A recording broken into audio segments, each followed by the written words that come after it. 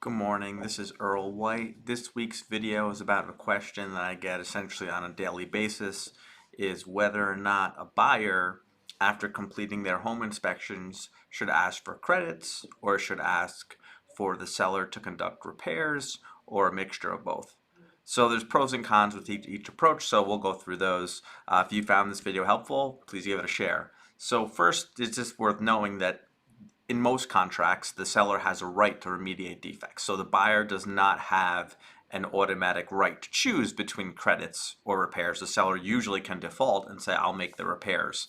And then the buyer would have to accept that. At least that's how the default contract works, unless it's modified in some fashion during attorney review. That's how it works in New Jersey. But as a practical matter, oftentimes the parties will negotiate a credit or might prefer a credit or a repair. So then that's when this issue of whether to ask for credits or repairs will then come to a head. Now, the advantages for seller repairs. First of all, the first advantage is that the repairs are going to be completed before the closing. Obviously, this is significant if there's going to be safety concerns. So anything related to asbestos, radon, heating system, electrical defects that are, knob and tube wiring, anything like that that's a hazard, you wouldn't want a first-time home buyer, or any buyer really, to move into the house or the property with those defects in place. So advantage of seller repairs is that you can move right in without any of these safety concerns existing. The next advantage of seller repairs is that the seller bears the costs for any unanticipated issues.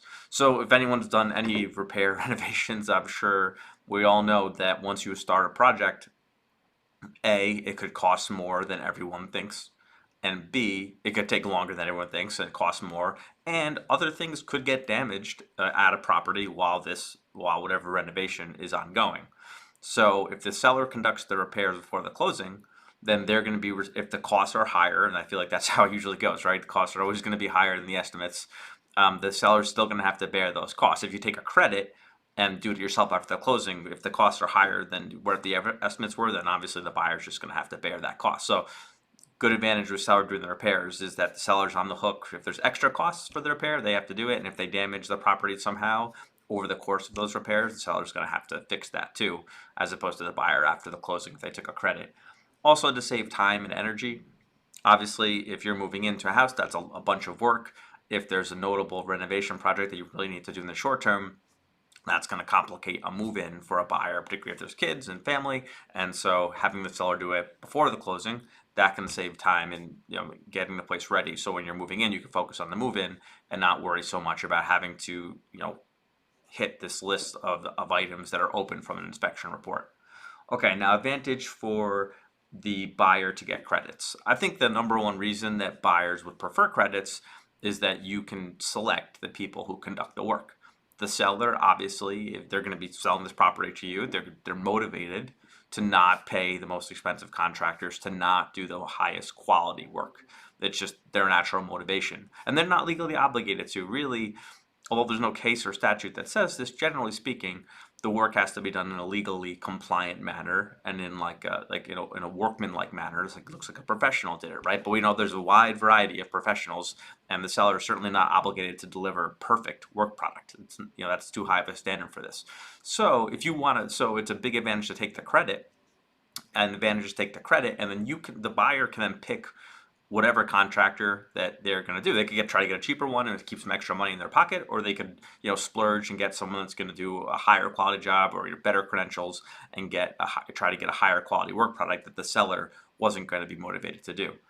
You also get to select the finishings. If you're doing the work yourself, taking the credits, then you get to pick the finishings and the upgrades, which is the advantage for the buyer, right? Like I said, the seller's going to deliver you. Really, they're just trying to fix whatever the defect was, and they don't have to. I mean, it'd be nice if they consulted with you, but they're not going to really be contacting the buyer for model numbers and colors and finishings. It's just not going to happen. If they have to fix something, they're going to call a contractor. He's going to fix it, and they're going to do the base job, and that's that. So if you want to really get personalized whatever these repairs are, which may be beneficial depending on, then a credit would be better, because then you can actually kind of fine tune the process once you're conducting the repairs.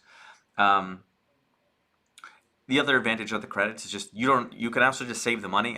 So the way the credits normally will work is that it will be a credit against your closing costs. So you're reducing the amount of money you have to bring to closing. There's no rule or law about what you have to do with that money once you save it, right? So if you can delay the repair, if you can realistically delay the repair for a while, it's not an emergency, you can take that money, and you can take that credit you have, that extra $5,000, whatever the number happened to be, and you could spend it towards a different repair. You could keep it in your pocket for emergencies. You can do whatever you want with the money. It's basically your money. So that's an advantage of the credit. And then obviously, maybe one of the biggest things are, depending on the nature of the job, repairs, like for having an entire project done on a property could take a long period of time. It might not always happen in 3 or 4 days. And just depending on how fast the closing is, it could be, if you complete your inspections in 2 weeks and the closing is in 2 more weeks, it may just not be realistic to get all the work done and keep the closing date online. So with the credit, it's obviously instant resolution of the issue. You do your inspections and there's no other, you get your credit. You have an addendum drawn up, you send it to the lender, and have them approve it, and that's pretty much the end of it. So you can keep your closing date online and not have to worry about the closing getting delayed or checking it out. When's your contractor coming out? How soon is this going to get done? Are we going to get permits? You can bypass that whole process to make sure the closing date stays online. Now, if you are going to take seller repairs instead of the credits, like a good thing to ask for, and you can cover this in an attorney review rider, is to make sure you get invoices showing that the work was done. Invoices showing the work was done and paid for. Make sure they use licensed contractors. And if it's and just the tip is that if it's a sensitive job, then you should have the attorney try to get the scope of work first.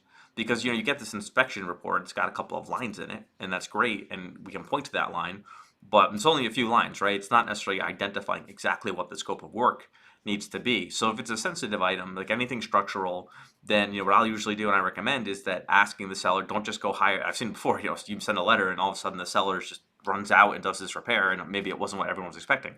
So you can put a letter in a line in your inspection report, or tell them, please tell us what the scope of work you're planning and the name of your contractor for the buyer's approval. And usually the sellers will be in agreement with that. Because it'll just prevent confusion and disputes in the future, which is not going to be helpful to anyone. Okay, guys, that's everything on whether the buyer should ask for seller repairs or seller credits. If you found this helpful, please give it a share. Thank you.